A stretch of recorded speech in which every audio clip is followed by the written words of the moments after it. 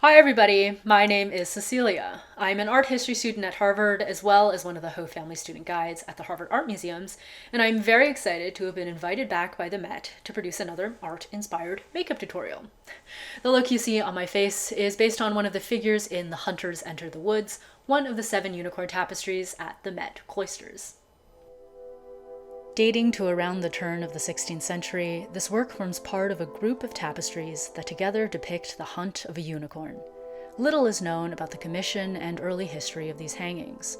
Scholars dispute the correct sequence of the tapestries and have even questioned whether they constitute a single, cohesive set at all. The tapestry's meaning is equally enigmatic. The unicorn, which in the Middle Ages was undisputedly believed to exist, appeared in religious and secular contexts alike, symbols of Christ but also mainstays of heraldry and lay literature. Thus, there is evidence to support both theological and secular, especially romantic, readings of this narrative. The Hunters Enter the Woods is the only work in the group that does not show the unicorn.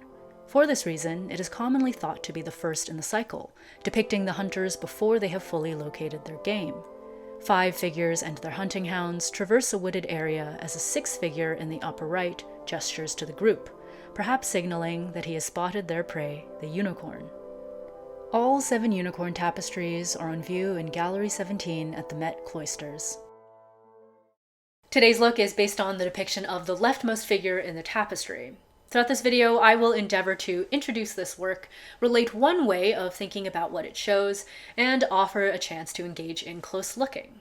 I think the act of recreating a work of art, in makeup or otherwise, helps the eye to see more and to see better. And I hope that after watching this video, you'll be inclined to practice close looking next time you look at a work of art. I'll strive to describe in detail what I see in the tapestry and how I will attempt to recreate that on my face, and I'll offer historical information that will hopefully contextualize and enrich your experience of the work. And with that, let's jump right in. It may surprise some modern-day viewers to learn that, although this subject may seem to be a work of utter imagination, many aspects of this tapestry in fact hew very closely to reality.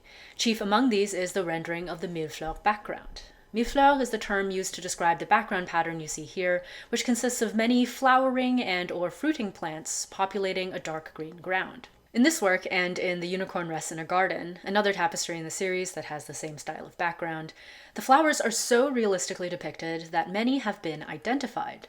Of the 101 plant species represented, scholars have been able to identify at least 85. The plants depicted in The Hunters Enter the Woods include English bluebells, daffodils, strawberries, and a prominently situated cherry tree.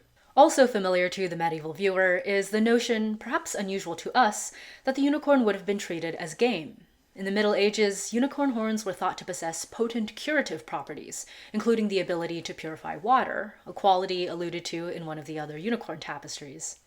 It is because of the value and purported powers of its horn that the creature would have been hunted. Unicorn horns were among the most highly valued examples of the class of objects known as mirabilia, also called wonders or marvels. These were objects that seemed to toe the very limits of the natural world, rare objects prized for their strangeness or apparent suspension of natural laws. Other examples include nautilus shells, griffin eggs, really ostrich eggs, and various minerals thought to possess supernatural properties. Unicorn horns, since identified as the narwhal teeth, commonly called tusks, existed in several royal and ecclesiastical collections of mirabilia, including one which was famously displayed at the Cathedral of Saint-Denis outside Paris. Perhaps then it need not be unthinkable to us that people once believed in unicorns. There was, after all, apparent evidence for the creature's existence. Like I said, today's makeup look will be based on the blonde hunter at the far left of the tapestry. I've already applied a thin layer of white face paint off camera to mimic his pale complexion, and I'm going to move on to do his brows, which of course look very different from my own. His brows are dark blonde and made up of short parallel lines that emphasize the grain of the hairs. It's almost reminiscent of the fluffy soap brow trend that has recently been popular today. I'm going to brush up my brows and hold them in place with a clear wax to mimic that texture. Then I'm going to go over them with a blonde brow product to hopefully tint my eyebrows to be a little bit closer to his color.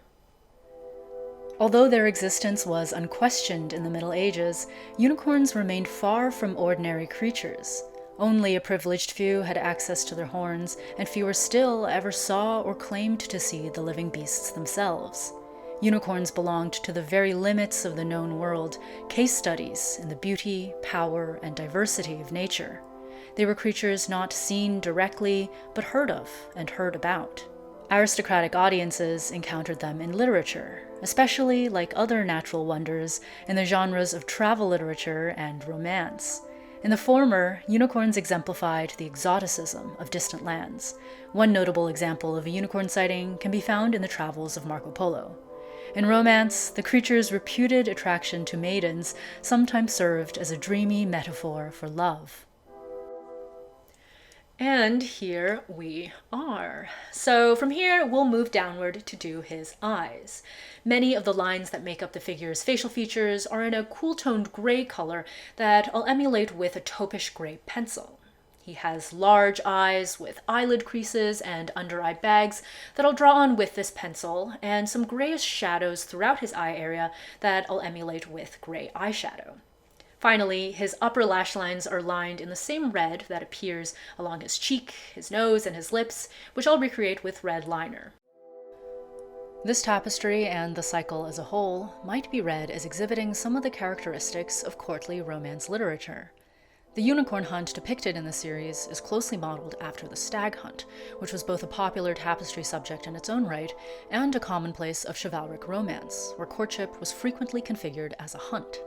Moreover, the encyclopedic quality of the millefleur background is suggestive of the gardens often featured in tales like these. One notable such example is The Romance of the Rose, which was possibly the most widely read story of the Middle Ages, and which featured exuberant descriptions of a luxurious garden. The fantastical settings and adventures in many medieval romances enlarged readers' sense of awe and possibility, and perhaps this tapestry works in a similar mode. And there we go. I think it's starting to come together. Now it's time to recreate the cheeks, nose, and other areas of the face. Most obviously, there is a thick red line down the figure's nose and cheek that expresses his profile, which I'll recreate in red face paint. The red line on his chin turns into a gray line about halfway through, which moves up to complete his jaw. And there are more gray lines along the hollow of his cheek and the side of his nose, which express areas of recession in the face. All of this I'll recreate in the same gray pencil I used earlier. And I'll save all the line work around the mouth and the chin for last, because I don't want it to smudge as I talk. Some elements of this tapestry would have been familiar to the upper-class family who owned it, while other elements deliberately evoke the realm of fantasy. In addition to the flowers, for instance, the depiction of the dogs is so verisimilar as to make the types identifiable. Greyhounds and limers like those depicted here are the actual dog types that would have been used on late medieval hunts for stag, boar, and other game. Then again, all of the plants are fruiting or blooming together in a perpetual and simultaneous spring and harvest, an obvious impossibility. This is a forest that joins the familiar with the fantastical, one which stimulates the imagination to conjure up the exotic landscape that a creature as wondrous as the unicorn could inhabit. And with that, we are nearly done. The red line on the side of my cheek might be a little hard to see when I turn my head. If only I were blonde, then it might stand out a little bit more. But nevertheless, we are going to move on to our final step, the mouth and chin. The figure's bottom lip is a little less pink than his top one, so I'm going to begin by applying a thin layer of white face paint to my bottom lip. Then I'll line my lips in a gray pencil to mimic the grayish outline that his mouth has, then use that same pencil to draw in that crease coming down from his nose, and then those shadows between his mouth and chin. Finally, I'll use a silver pencil to finish that cupid's bow detailing you can see above his mouth, and then a red pencil to line the very inner part of my lips. Perhaps this tapestry, precisely by not depicting the unicorn, reflects the beast as medieval viewers might have thought about it. A marvelous and princely creature located at the margins of the natural world, glimpsed only through secondhand sources and the rarefied realms of travel and romance. A creature at a physical and cognitive distance, largely inaccessible to direct apprehension, seen through others' eyes and tantalizing in its remove.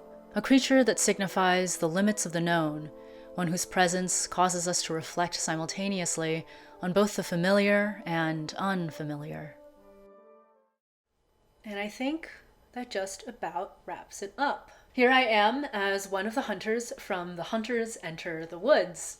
Thank you so much for joining me on this exploration of this wonderful tapestry. If you like this video, hit the like button, subscribe to the Met's YouTube channel, and comment below which Met artwork you'd like to see featured next. And if you haven't seen them already, check out my previous art-inspired makeup tutorials on the Met's YouTube channel.